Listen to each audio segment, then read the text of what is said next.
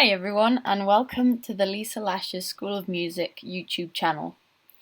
Today we'll be continuing in the next episode of the series Learning Ableton for Beginners, and we're going to take a look at using MIDI in Ableton.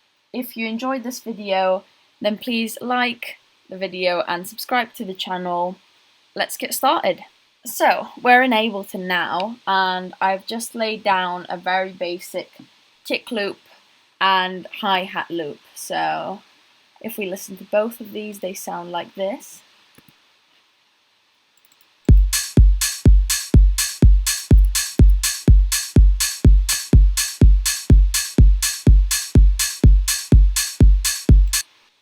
And today I'm going to go ahead and show you something a bit more advanced that is called using MIDI.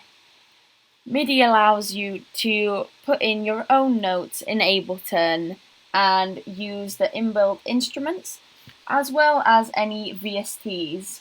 So, firstly, to insert a MIDI channel, we right-click here in this space under the channels and click on Insert MIDI Track. Then we go underneath in the main lane and we select a square, essentially in Ableton, and then we right click and go to Insert Empty MIDI Clip. So now this is a MIDI clip where we can see different notes here on the side. So we can see C, C sharp, D, D sharp, and so on. And we can also see the different octaves. So C2, for example, is a lower octave than C3, and C3 is a lower octave than C4.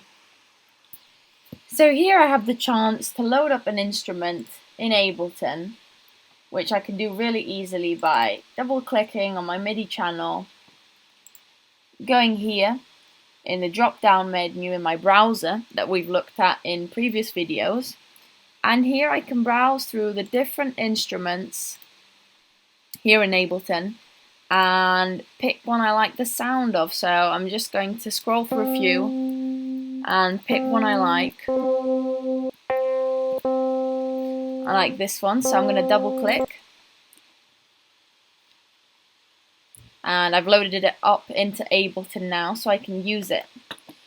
So, back into my MIDI click, so double click in the MIDI click I've created.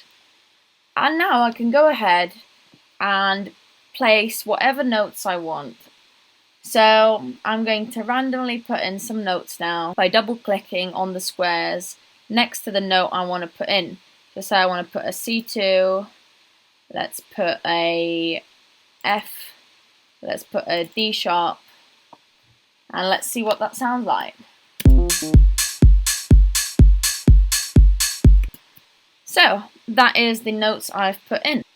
What I can do now is I can add in a few more notes, say this one and this one, but I can make them longer.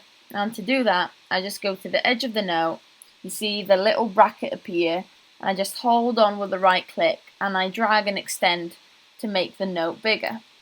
So say I want to make these two bigger, so now let's listen. So you see now these two Fs here are longer in duration. Now I can do something else that's interesting.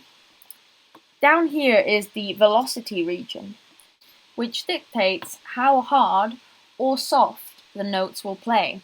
So think of it a bit as if you have an actual piano or synthesizer. If you hit the keys hard, the sound of the note will be harder, will be louder. Whereas if you hit more softly, it will sound lighter. So I can go ahead and change the velocity of the notes. With 127 up here being the maximum harshness, so maximum velocity, and 1 being the minimum. So I can go ahead and say I want my first two notes to hit hard, maximum, and then I want my velocity to slowly increase for these three notes. So I'll put this one a bit midway and this one a bit harder. So now let's listen and see if we can hear a difference.